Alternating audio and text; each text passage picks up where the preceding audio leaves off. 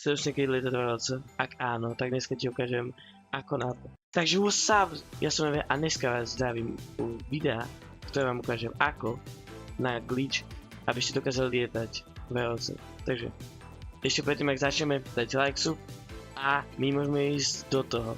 Takže na tento glitch budeme si chcieť spánuť tento vozík, alebo nazvite to ako chcete. Takže spáneme si ho. Stojí nejak, neviem, 40 000, 20, nejak tak, takže tak.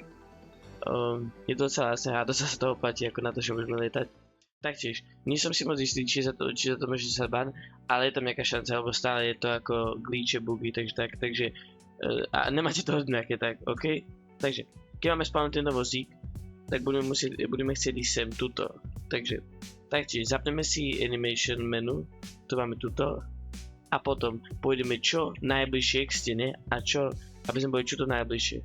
Keď sme aspoň nejak takto, tak kliknete hands up a dáte si ragdoll. Takže kliknete ako na klávesnici. Ako môžete vidieť, také sa to podarí, také ne.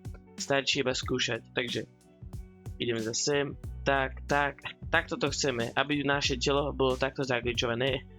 Zase otvorite menu. Postavíte sa a kliknete na kneel. Takže tak a kneel. A oh shit. To sa nepodarilo moc, no ešte raz. Je to celé náhodne, takže zase klikneme gombík. Ako vidíte, sme tu. Zasa postavíme a dáme kneel. A ako môžete vidieť, letíme. Oh shit. To asi nedopadne.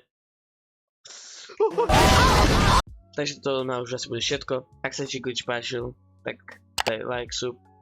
Keď tak, ak by ste chceli viac takýchto videí s glitchami, napíšte to dole do komentu. A taktiež, ak by si potreboval pomôcť, kľudne neboj sa, napíšte do komentu. A ak máte tiež nejaké ďalšie glitche alebo návrhy, čo by som mal natočiť, kľudne to napíšte do komentu. Takže už sa s mi a čau.